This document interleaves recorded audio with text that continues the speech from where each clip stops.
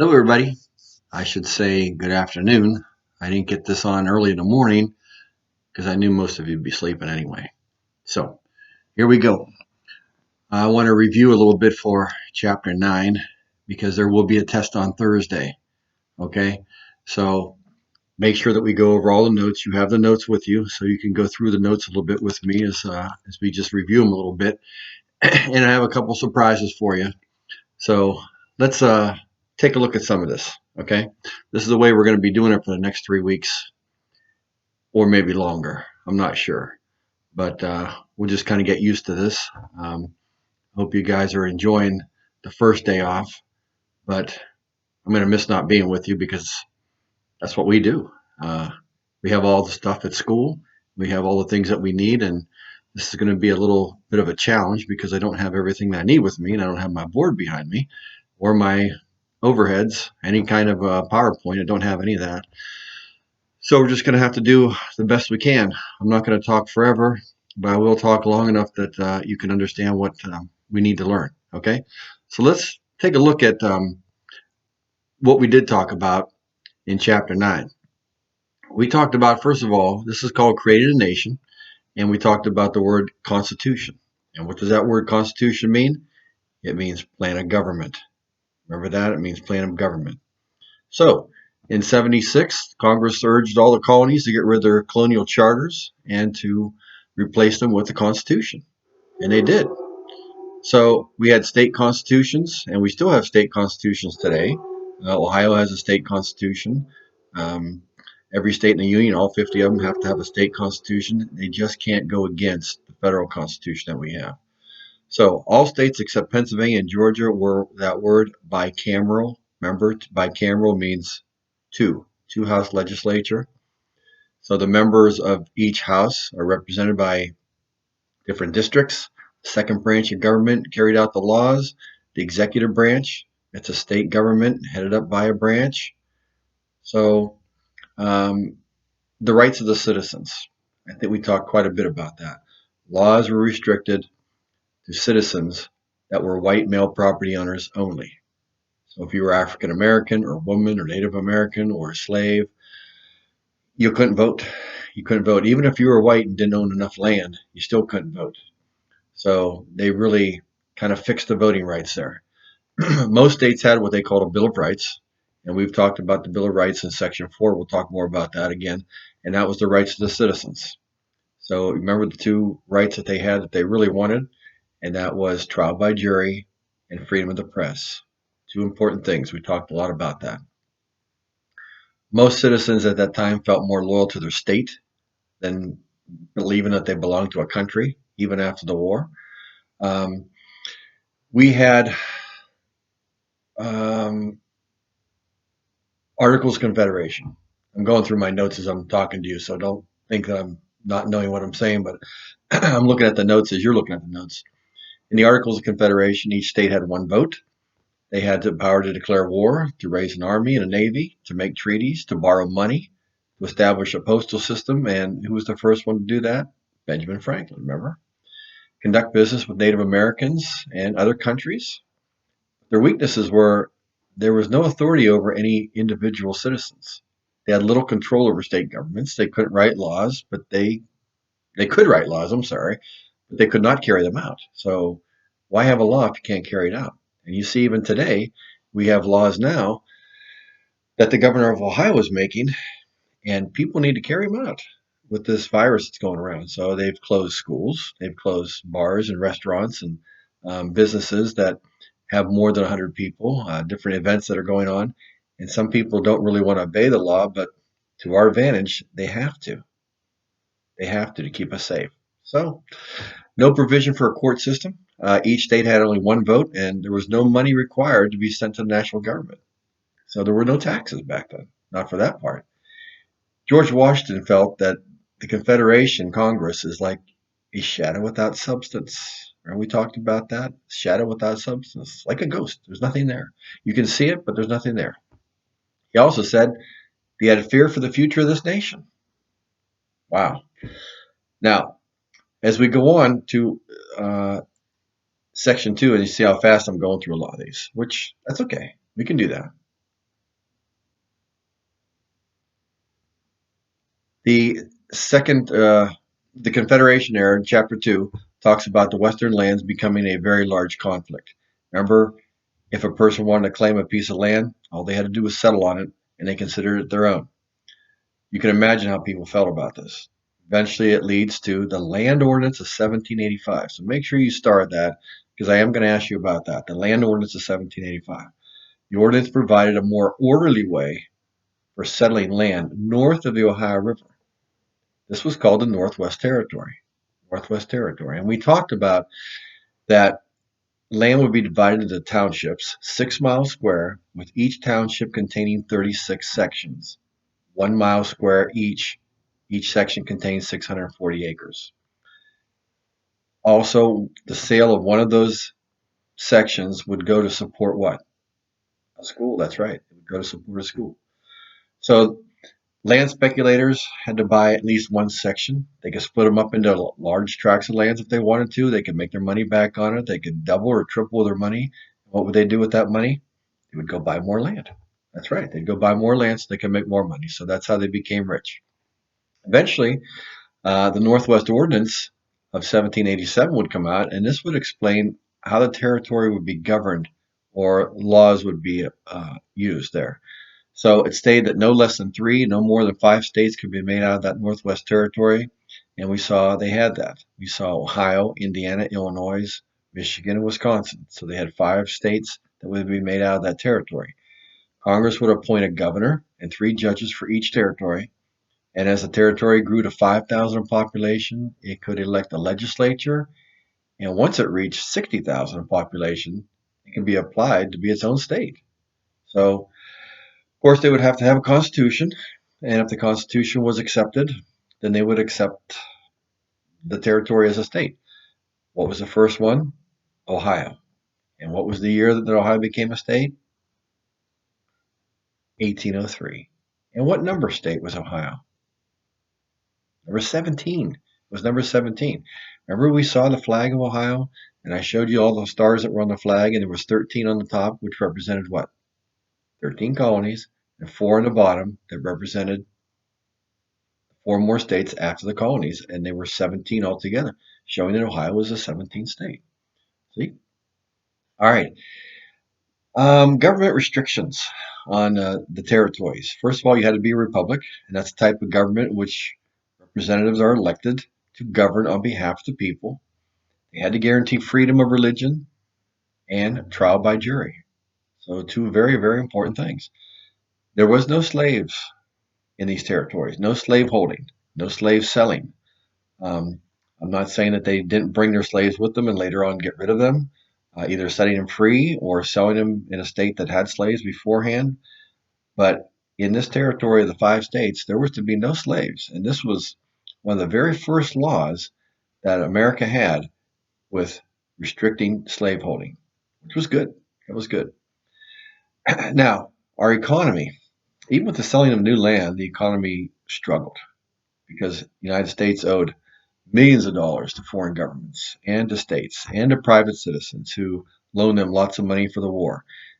Did those citizens probably ever get their money back? Probably not. Did the countries ever get their money back? In a round way. They got some of their money back, but they got a lot of help from us eventually. So the articles did not have power to collect any taxes. That was their big mistake. So all of your parents that just got done paying property taxes, we've all paid taxes. It goes for things. It goes for things that we need. The government cannot run without taxes. So they needed that money. Now, would you give money if you didn't have to? Ask your parents that. Probably not. Because we like to keep our money. We like to use it to buy things and to do things. But we have to realize our country depends on all of our money from taxes. So during the revolution, they printed that money called what? Continental dollars or continental scrip. It didn't have the gold or silver to back it up. Remember we talked about a check, for me giving you each check for $100 or $500. Maybe 1 or 2 of you would get the money, the rest of you wouldn't because I didn't have money in the checkbook to back it up. You need that gold and silver to back up that money. And they just didn't have it for that continental scrip. So every state decided to print its own money.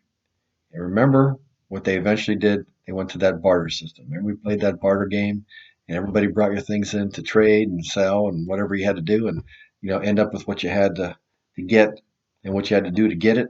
Well, that's what they did. Imagine states trying to trade bales of cotton or tobacco or wood or cabbage or whatever they had that they could trade. That's all they had for money. That's all they needed. So for the first time, the United States is going to enter something called an economic depression. Economic depression occurs when business activity slows significantly and unemployment rises. So is it a good thing for unemployment to be high? No, it's not. Matter of fact, right now it's the lowest it's ever been. Oh, probably in 50 or 60 years. So it's really good. During the war, demand for food skyrocketed, and to keep up with demand, farmers had to borrow lots of money from the banks. But when the war ended, nobody wanted the food because the British had gone home. The Americans, there was no army left. So the farmers were stuck with too much food and a lot of debt. So what happened? Shays Rebellion. Remember? Uh, Daniel Shays, who was a captain in the Revolution at one time, led 1,000 farmers. They attacked courthouses.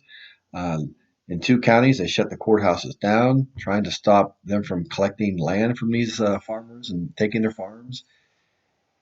It really didn't happen. It didn't work, did it? Eventually, Shays got stopped from a militia because they tried to take an armory in Springfield, and the armory was never taken by them because the militia stopped them. Everybody went home. What happened to Daniel Shays? Well, he disappeared. He went to Vermont, and when they captured him, they brought him back, put him on trial in 1787, and he was acquitted. He was let go. So he disappeared for quite a long time. Quite a long time. He died 36 years later. So he did see some things come to light that he had tried to get to happen in 1787, but I guess a little too late for him. So let's go on to section 3. See how fast we're flying through this? It's good. Section 3 is going to talk about the Constitutional Convention. Where did they meet? Boston? Philadelphia? Chicago? They met in Philadelphia. And what year was it? 1787. So make sure you know that's where they met. 12 out of 13 states attended. What was the only state that didn't attend? Georgia? No, not Georgia. Not this time. It was Rhode Island. Little Rhode Island. Okay, they decided not to come. Most of the delegates were lawyers, judges. They had 21 of them had college degrees. Almost all had government experience, and they had helped to write the constitutions of their states. What did all these delegates become known as? As the founding fathers. As the founding fathers. Sorry, girls, there was no girls involved. Not yet, anyway. So the key people of the convention was first James Madison. And James Madison is known as the father of the Constitution. He had a strong background in politics. He believed the government should act upon and for the citizen, and he developed a certain plan that he thought would be the Constitution. And what was that called? It was called the Virginia Plan. Did it work for everybody? Not really. William Patterson from New Jersey developed another plan he called the New Jersey Plan. Yeah, they weren't real slick on some of these names, but they did the job. So the people that were not there were people that we think would be there, like Thomas Jefferson. He was in Europe. John Adams, he was in England. And Thomas Paine, he was in England. Patrick Henry from Virginia was asked to go and said, no, I smell a rat. And that rat is leaning towards monarchy. He thought they would just elect George Washington as king and it would be all over again. No, they didn't do that. George Washington didn't want to be king. Patrick Henry would be right about a few things. We'll talk about that a little bit later. Okay. So the Virginia Plan called for a strong national government, 3 branches. Guess what? Legislative, judicial, executive. We have those today, don't we? The 2-house legislature, bicameral. Number of representatives would be based on population. Here's the problems with the Virginia Plan. Representation. If representation was based on state population, And the large states would control all the lawmaking. They would basically control the country. Maybe Rhode Island was right. Maybe they were. Well, let's see. They would weaken state power. They wanted Congress to be able to appoint the president and judges. Imagine that. They would threaten to take power away from the states. And this is what Patrick Henry was afraid of. And he was right. He was absolutely right on this. So the New Jersey plan called for more equality among the states, regardless of size. Each state would be given one vote in the lawmaking process, one House legislature, not a bicameral, but a unicameral. Congress would hold the same powers as it did under the Articles, but would now be able to tax and regulate trade. What do you think is a better plan? Have we talked about this? Well, George Washington did become the president overall person of the Constitutional Convention. He said, after all the fighting, I find but little ground on which the hope of a good establishment can be formed. I almost despair of seeing a favorable issue end to the proceedings of our convention. He didn't think anything was going to be coming out of it. They argued too much. Well, somebody had to come up with something, and they called it the Great Compromise. Now, one delegate from each state would form a committee to resolve the debates, and Ben Franklin would be the head of this committee. Now, it was really Roger Sherman that would come up with the real plan. A lot of people credit Benjamin Franklin. I'm sure that he did a lot in his part, but it was Roger Sherman that really came up with the ideas, and they stuck with these ideas. So here's where it came out. Terms of the Great Compromise were bicameral legislation, where you had the Senate. Each state would have 2 senators. This would help the small states. So today we do have each state having 2 senators. So if we have 50 states, how many senators do we have? 100? Boy, thanks, Mr. Traficani. You're so good at math. That's right. The House of Representatives number is based on state population. Voters in each state would directly choose people of both houses. This helped the larger states. So today, we have 435 people in the House of Representatives, each state having a number of representatives according to the population of their state. Not bad. So the Great Compromise passes on July 16, 1787. How would slavery be handled? That was a touchy situation. Now you remember Thomas Jefferson tried to get rid of slavery in the Declaration of Independence, and he was pretty much voted down on that. And they said, when we have a country, if we win this war and have a country, then we will decide what to do with slavery. Well, now is the time. Now is the time. So the economy in the North is determined by manufacture and trade. Remember we talked about the workers would be free men and women, even children. Well, they thought the enslaved people should be counted for tax purposes, but not as representation in Congress. In the South, the economy was based on agriculture, growing things. Enslaved African American men and women worked on plantations along with children. They wanted to count slaves as part of their population, but not for tax purposes. If they did that, it would allow more representation in Congress. So they're thinking about it. The solution have to be a compromise. 3/5 compromise, they called it. Only 3/5 of the slaves in the southern states would be counted for both representation and for taxation. 3 out of 5. 3 out of 5 slaves would be counted as both. It worked for now, but there would also be a couple conditions on that. Congress could not outlaw slavery for 20 years. That would be until 1807.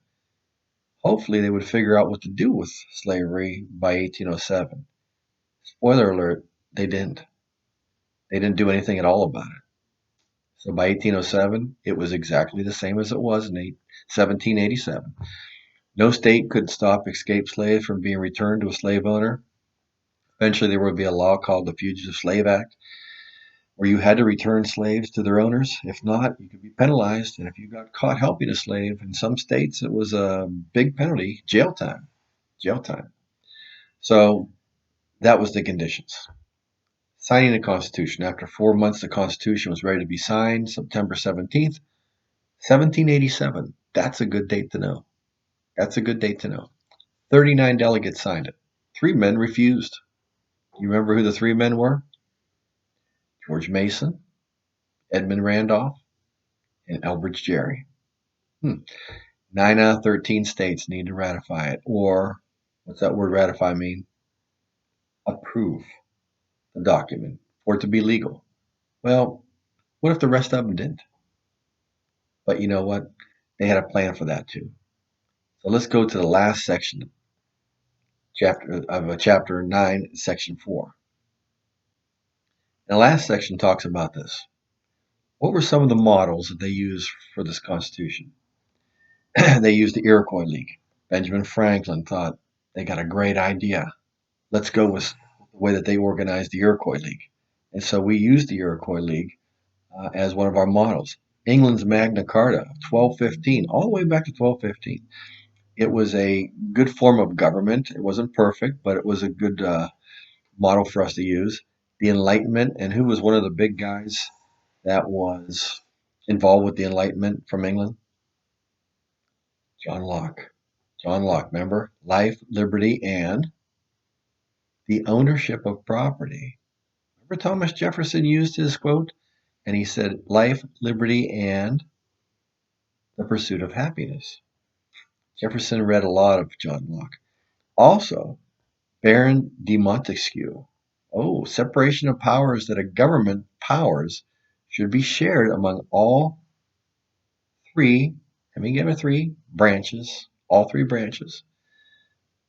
We use that. So under the Articles, the states had more power than a national government. Under the Constitution, the states delegated or gave up some of those powers to the national government. This is what Patrick Henry was talking about. If we sign that Constitution, then Virginia will have to give up some of its power. He was right. All the states would have to give up some of their power to have a stronger national government. Was it worth it?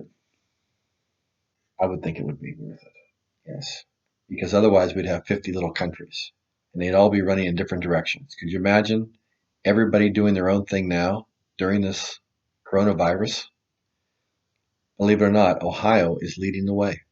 Ohio is leading the way in this. So thank you, Mr. Governor. You're doing a good job. The word federalism, a division of power between the national and state governments.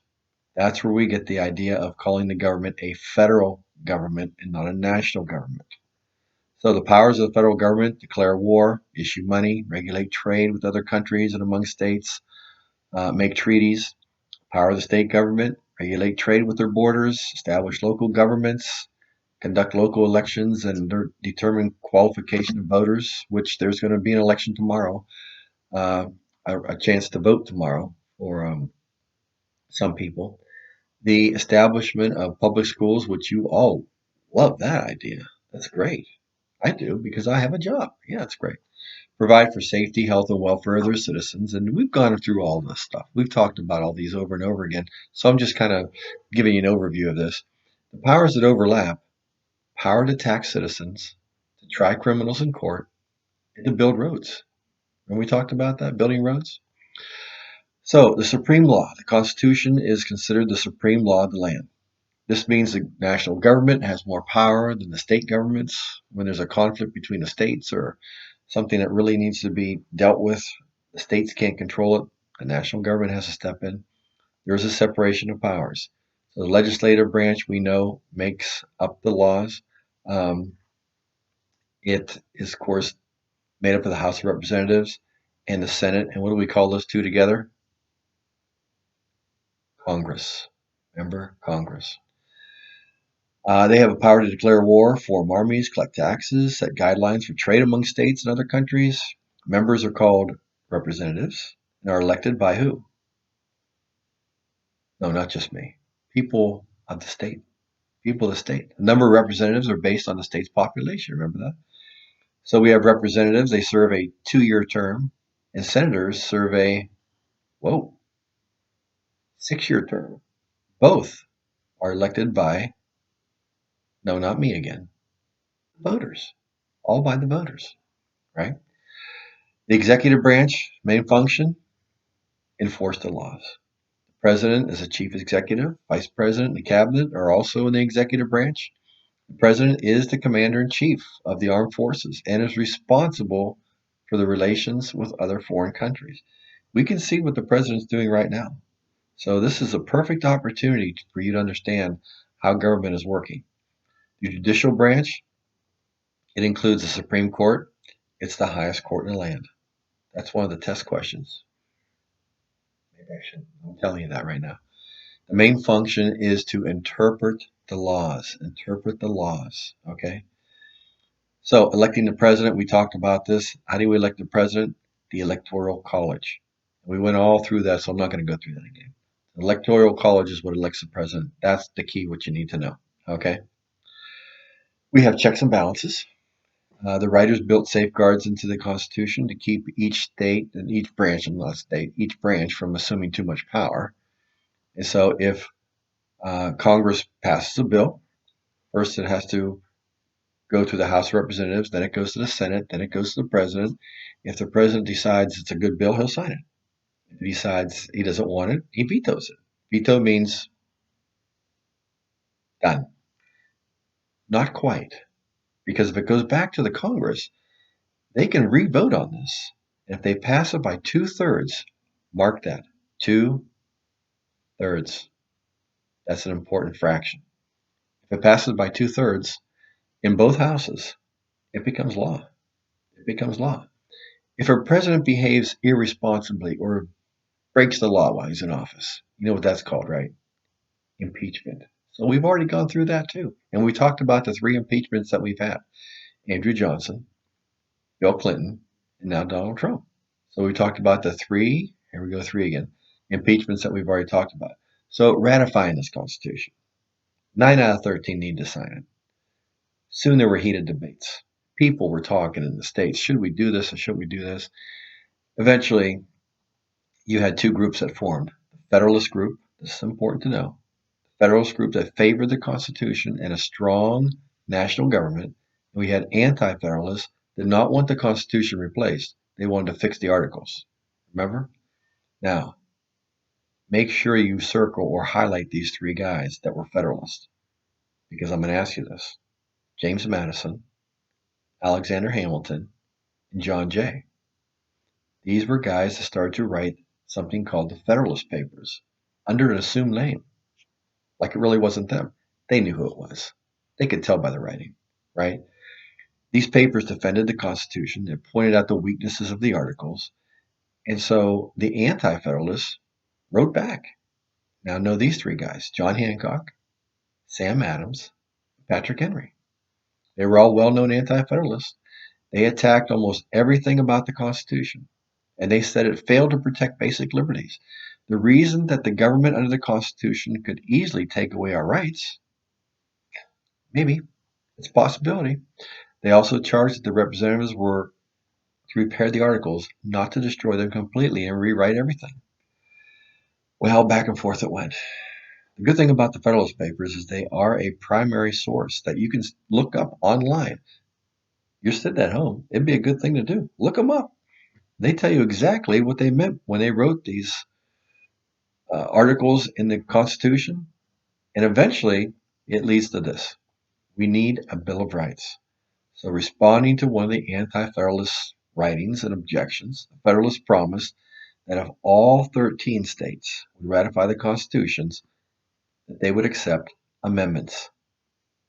Highlight this word, amendment. Additions or changes to the Constitution. How many of those do we have today? 27. 27. But the first 10 are called the Bill of Rights. And I was just ready to go through all these when we had to leave school. Otherwise, we'd be already done with those. But the Bill of Rights, the first 10 amendments are called the Bill of Rights. I think that I'm going to try to put those up online for you, but you can go online and you can just put in the Bill of Rights and you can see all 10 of them right there. So maybe we'll end up having a time to go through each one of those. All right. What were the Anti-Federalists going to say now? They had to do it. So they did. The vote, it went down fast by 1787, 1788, 1789. We had almost all of them. The last one to hold out was who? Rhode Island. That's a test question. Rhode Island held out. Eventually, we had all 13 of them. It was good. So Congress approved 12 amendments to the Constitution, September 25th, 1789. But those amendments had to be accepted by the states. The states only accepted 10 of them. So by the time they accepted it, it was 1791. By 1791, we had a Constitution, we had a Bill of Rights, which was the 10 amendments, and we also had a new president. Who was it? George Washington. One of my favorites. George Washington. Come on. You should know that, right? So, the first of the 10 amendments is the rights of what? Free speech, free press, the right to assemble, the right to petition. You need to get online and take a look at those. Or I guess we're going to have another lesson. Maybe we'll have another lesson. Well, listen, that's all I'm going to talk to you about today because I know that you're tired of looking at me. And you're probably tired of listening to me too. So let me tell you what's coming up. I'm going to read my notes here so I understand. First of all, read over all your notes because there is going to be a test on Thursday. Okay? On Illuminate, it will be open from 8 o'clock to 2 o'clock. Let's make it 3 o'clock. From 8 o'clock to 3 o'clock. All right? It'll give you an extra hour. So from 8 to 3, make sure you take that test. Got it? All right. Second of all, I probably won't be back on here until Wednesday because I have a few things that you can do. First, there are two Kahoots. Chapter 9, Section 1 and 2 is the first Kahoot. And I think we already did that one. The second one is Chapter 9, Section 3 and 4. That's another Kahoot. So go ahead and do those. Go ahead and see how good you are on that. Okay? Then, for maybe Tuesday night or Wednesday or both days, whatever you want, I put a couple fun things on there. They did a man on the street in different areas of the country, and they asked people what they knew about the Constitution. It's pretty funny. They don't know anything. So they're called Constitutional Challenge, and it's kind of a game show. So it's pretty funny to watch. Some of the things these people say, you guys are way smarter than that. So see how much you really know and how much really a lot of people don't know. So that's a good thing to watch. It'll be fun. So you can watch that. Let me see what else is left. Tell you the truth, I think that's it for right now. So I want to make sure that you don't get sick. Don't go anyplace if you don't have to go anywhere. Everything's closed down anyway. So stay home, watch some Netflix, play some games. Make sure you watch Mr. Johnson's on his History channel here. And if you have any questions, you know you can always email me. And I'm going to check my email many times a day. I'll get back to you as soon as I can. Okay? Something that somebody told me a long time ago. You can fool all the people all the time. You can fool some of the people some of the time, but you can't fool mom. So help her out around the house. Come on, you're home. Help out around the house a little bit. Give yourself something to do. It's all good. I'll see you all Wednesday. So I want to make sure that everybody stays safe and stays healthy. All right. Talk to you all later. Bye.